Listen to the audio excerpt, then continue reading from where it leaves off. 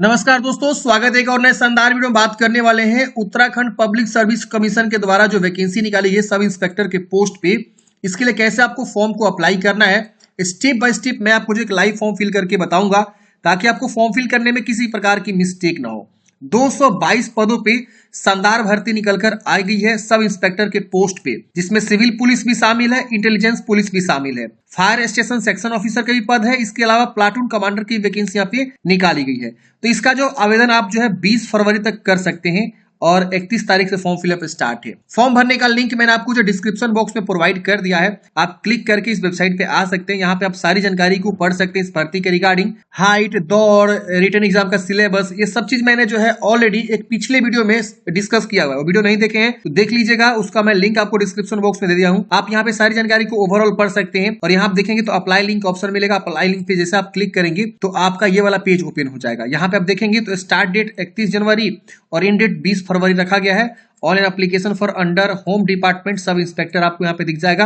आप इस पे क्लिक करेंगे, जैसे आप इस पे क्लिक करेंगे इस प्रकार से जो है आ जाएगा एडवर्टाइजमेंट। यहाँ से भी आप डाउनलोड करके देखना चाहते हैं तो देख सकते हैं। इस भर्ती के बारे में सारी जानकारी यहाँ पे शेयर किया गया। इस भर्ती की सबसे खास बात यह है फ्रेंड्स की फॉर्म भरने के लिए कोई भी आपको एप्लीकेशन फी नहीं देना है और साथ ही साथ इसमें आपका पहला जो एग्जाम होगा वो आपका फिजिकल होगा। तो फिजिकल के बेस पे पहले सिलेक्शन होगा, फिर आपका रिटन एग्जाम होगा। रिटन एग्जाम भी मात्र एक ही एग्जाम होगा, वो कोई प्री मेंस नहीं होता, सिर्फ एक रिटन एग्जाम देना होता है और आपका सिलेक्शन यहाँ पे होता है। ये सारे स्टेप्स आपको फॉलो करने हैं फॉर्म भरने के लिए। चलिए सभी चीजों को समझते हैं और इसी में क्लियर हो भी जाएगा कि क्या अदर स्टेट वाले फॉर्म भर सकते हैं कि नहीं भर सकते हैं। तो वीडियो को लास्ट तक देखिए। यहाँ अप्लाई नाउ का बटन मिलेगा, आप इस पे क्लिक करेंगे। यहाँ पूछ रहा है कि have you applied against advertisement number इतना, मतलब जो इस समय के बीच में वैकेंसी निकाली गई थी यूकेएसएससी के द्वारा 3 जनवरी 2022 के डेट में, तो इस एडवर्टाइजमेंट के लिए अगर आप आवेदन किए थे तो आप यहाँ पे हाँ करेंगे और उसका आवेदन संख्या देंगे, नहीं किए थे तो नो कर देंगे। ये पूछ रहा है कि have you completed 3 years regular service in the post of home guard. Home guard में लगातार 3 साल का सेवा दे चुके हैं तो हाँ करेंगे, नहीं तो नो करेंगे।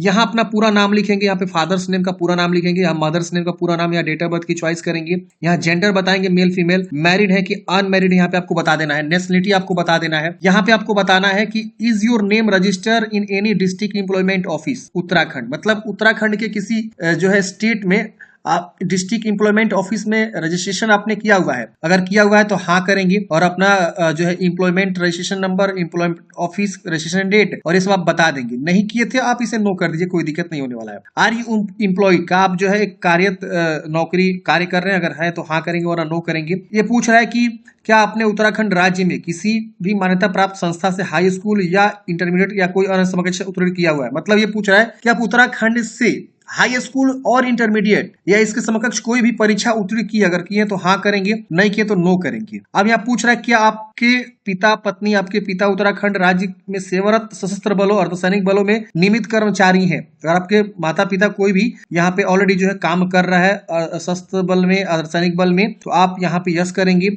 और यहाँ नहीं करेंगे। और जिनकी सेवा को उत्तराखंड राज्य बाहर स्थानांतरित नहीं किया जा सकता है तो आप यहाँ पे यस कर सकते हैं। इस तरह कैंडिडेट से तो नहीं तो नो करेंगे। क्या आप या आपके पति पत्नी या आपके माता पिता राज्य सरकार अर्ध सरकारी संगठन के नियमित कर्मचारी है जो नियमित रूप से सेवा कर रहे हैं और जिनकी सेवाओं को उत्तराखंड राज्य से बाहर स्थानांतरित नहीं किया जा सकता है। तो अगर आप इस तरह कैंडिडेट से तो यस करिए, नहीं तो नो करिए। ये पूछ रहा है कि क्या आप या आपका जीवन साथी, आपके माता पिता केंद्र सरकार संगठन, केंद्र सरकार के लोक सेवा उपक्रम के नियमित कर्मचारी हैं जो उत्तराखंड राज्य में नियमित रूप से काम कर रहे हैं और जिनकी सेवा को उत्तराखंड राज्य से बाहर मतलब ट्रांसफर नहीं किया जा सकता है। तो यस नो में आपको बताना है। तो आप पढ़ेंगे तो समझ में आएगा। क्या आप उत्तराखंड के स्थायी निवासी है लेकिन आजीविका शिक्षा के उद्देश्य से उत्तराखंड से बाहर रह रहे हैं। अगर आप इस तरह के कैंडिडेट्स हैं, उत्तराखंड के निवासी हैं लेकिन आजीविका या शिक्षा के उद्देश्य से उत्तराखंड से बाहर रह रहे हैं, तो आप यहाँ पे हाँ करेंगे, नहीं तो नो करेंगे। अब यह पूछा क्या आपका जीवन साथी, आपके माता पिता उत्तराखंड के स्थायी निवासी है लेकिन आजीविका शिक्षा के उद्देश्य से उत्तराखंड से बाहर रह रहे हैं, तो आप यहाँ पे यस करेंगे, नहीं तो नो करेंगे। तो अपने अकॉर्डिंग पढ़ेंगे, हिंदी इंग्लिश दोनों में लिखा हुआ है और जो भी ये यस नो में आपको बताना है। ये पूछ रहा है डोमिसाइल ऑफ उत्तराखंड, अगर आप उत्तराखंड के निवासी हैं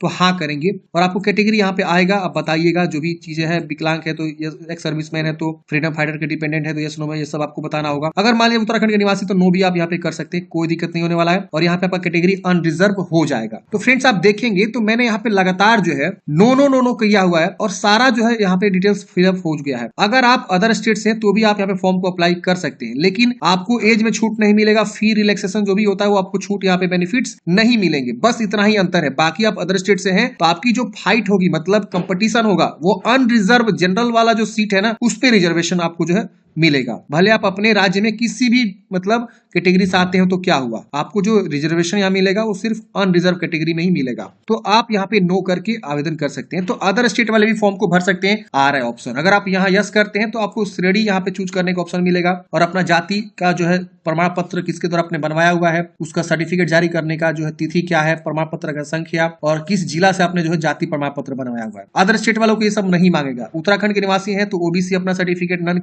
क्रीमिलियर जो होता है वो सब आपको बताना होगा। SC/ST है तो SC/ST का जो है सर्टिफिकेट आपको देना होगा। EWS है तो EWS सर्टिफिकेट आपको देना होगा। अनरिजर्व है तो आपको यहाँ पे नहीं मांगेगा उत्तराखंड के निवासी होने के बावजूद भी। आप यहाँ देख सकते हैं। अब यहाँ पूछ रहा है विकलांग है तो यस करेंगे और अपने विकलांगता के बारे में ये लिख रहा है यू आर नॉट एलिजिबल, मतलब विकलांग कैंडिडेट्स यहाँ फॉर्म को नहीं भर सकते हैं।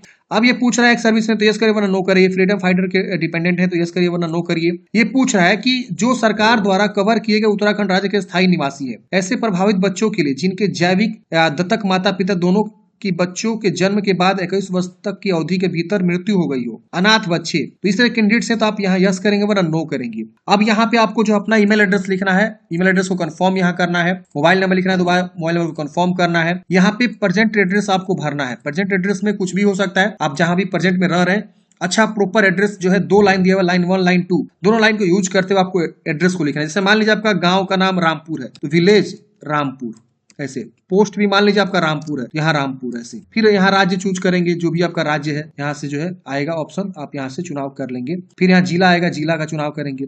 फिर यहाँ विलेज या शहर का नाम लिखेंगे, पिन कोड लिखेंगे। तो ऐसे आपको एड्रेस को भरना होता है। फिर यहाँ पे परमानेंट एड्रेस पूछ रहा है, अगर सेम है इसको टिक करेंगे, सेम सेम ऊपर वाला कॉपी हो जाएगा। अलग है तो इसको अनटिक करके अलग अलग ही रहने देंगे। यहाँ पे place of filling form, form भरने का स्थान, मतलब आप कहाँ से फॉर्म भर रहे हैं तो अपना शहर का नाम लिख सकते हैं, जहां से भी आप फॉर्म भर रहे हैं वो लिख लीजिएगा। फिर यहाँ पे आपको एक पासवर्ड बनाना है। पासवर्ड बोला गया 8 से 20 कैरेक्टर के बीच होना चाहिए। Upper case, lower case, number and special character use करते हुए आपको पासवर्ड बनाना है। तो मैं एग्जांपल के तौर पर बात करूं, मान लीजिए आपका नाम सपोज राजू है तो RAJU@12345 ऐसे करके आप पासवर्ड बनाएंगे। ये देखिए एग्जांपल के तौर पर मैं आपको बता देता हूं। तो आप इसी तरह से पासवर्ड को आप बनाएंगे तो आपका जो पासवर्ड इजीली सेट हो जाएगा और फिर पासवर्ड को यहाँ कंफर्म भी कर देना है। फिर ये कैप्चा कोड को भरना है और सबमिट वाले ऑप्शन पे आपको क्लिक करना है। तो जैसे कि मैंने फ्रेंड्स आप लोगों को बताया कि यहाँ पे जो है अदर स्टेट वाले फॉर्म भर सकते हैं, नहीं भर सकते हैं। तो यहाँ पे मेरे अकॉर्डिंग अभी तक तो सब चीज सही चल रहा था। यहाँ पे आप देखेंगे तो मैंने सारा जानकारी भर दिया है। सब यहाँ पे नो है और यहाँ पे डोमिसाइल वगैरह भी सब चीज मैंने अच्छे से भर दिया है। यहाँ पे मैंने पासवर्ड बना लिया, कैप्चा कोड भर लिया, करते हैं सबमिट। सबमिट करते लिख रहा है you are not eligible to apply, please read the advertisement. मतलब क्या कि आप एलिजिबल नहीं है, आप एडवर्टाइजमेंट को पढ़िए। तो यहाँ पे क्या है कि यहाँ पे अगर मैं यस करता हूँ, यहाँ आप देखिएगा ध्यान से, यहाँ पे कि आप हाई स्कूल इंटरमीडिएट जो है या इसके जो ग्रेजुएशन वगैरह है यहाँ पे यस होना चाहिए। मतलब आप हाई स्कूल इंटरमीडिएट जो है पढ़े होने चाहिए उत्तराखंड से, तो ही आप फॉर्म को भर सकते हैं। तो आप हम यहाँ देखेंगे सबमिट करेंगे तो हमारा इजीली जो सबमिट हो जाएगा। देखिए हो गया। तो ये चीजें है फ्रेंड्स, भले आप उत्तराखंड के निवासी नहीं है तो क्या हुआ, लेकिन आप उत्तराखंड से हाई स्कूल इंटरमीडिएट ये सब आप पढ़े होने चाहिए तो ही आप फॉर्म को भर सकते हैं। तो अदर स्टेट वाले वही लोग फॉर्म भर सकते हैं जो उत्तराखंड से हाई स्कूल इंटरमीडिएट पढ़े हो। तो मैंने आपको साफ यहाँ पे करके दिखाया, आपने एग्जाम्पल के साथ देखा। चलिए यहाँ नीचे आते हैं, इन दोनों को डिक्लेयर करते हैं। No I want to change my some details, इसको मत टिक करिएगा, मतलब इससे आप एडिट करना के लिए बोलेगा। यहाँ पे जैसे मैंने टिक करूंगा ना, एडिट का ऑप्शन आ जाएगा, इसको टिक करेंगे और यहाँ सबमिट करेंगे। हमारा फॉर्म जो है फाइनल सबमिट हो जाएगा और रजिस्ट्रेशन जो है हमारा कंप्लीट हो जाएगा। तो अदर स्टेट वाले के लिए मैंने बता दिया फ्रेंड्स कि क्या वो भर सकते हैं कि नहीं भर सकते हैं, और आपने देखा भी।